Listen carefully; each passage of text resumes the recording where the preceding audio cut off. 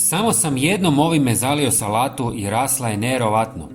Jesen je savršeno vrijeme za sjetvu zimskih salata. Dok se mnoge gredice isprazne nakon ljetne berbe, upravo tada priroda pruža idealne uvjete za sadnju otpornih sorti koje uspijevaju i po hladnijem vremenu.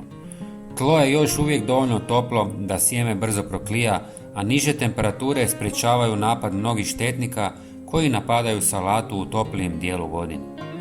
U ovom razdoblju posebno je važno obogatiti zemlju hranjivim tvarima jer se zbog čestih kiša i nižih temperatura hranjiva lakše ispiru. Zato biljka treba dodatnu potporu u obliku prirodne prihrane koja će im pomoći da razviju snažno korijene i sočno zdravo lišće. Danas ću vam pripremiti jednostavnu, ali iznimno učinkovitu jesensku prihranu od koje će vaša salata biti velika, čvrsta i puna okusa. U pola litre vruće vode dodajte 1 žlicu sušene koprive. Kopriva je prirodni izvor dušika koji potiče bujan rast lišća i zelenih dijelova biljke. Osim dušika bogata je i mineralima poput kalija, fosfora i željeza koji jačaju biljku i poboljšavaju fotosintezu.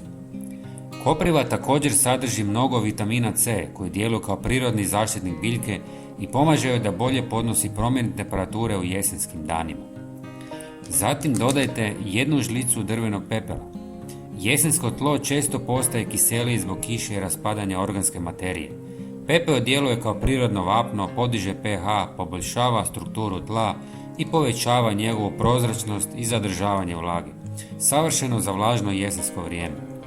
Sve ostavite da odstoji 2 dana i zatim procijedite i razredite sa još 2 litre vode.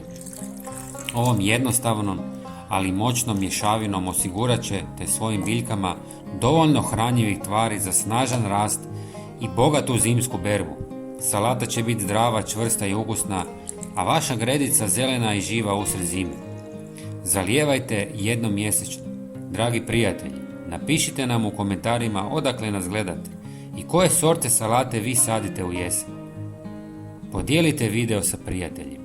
Hvala vam na gledanju i veliki pozdrav do idućeg videa.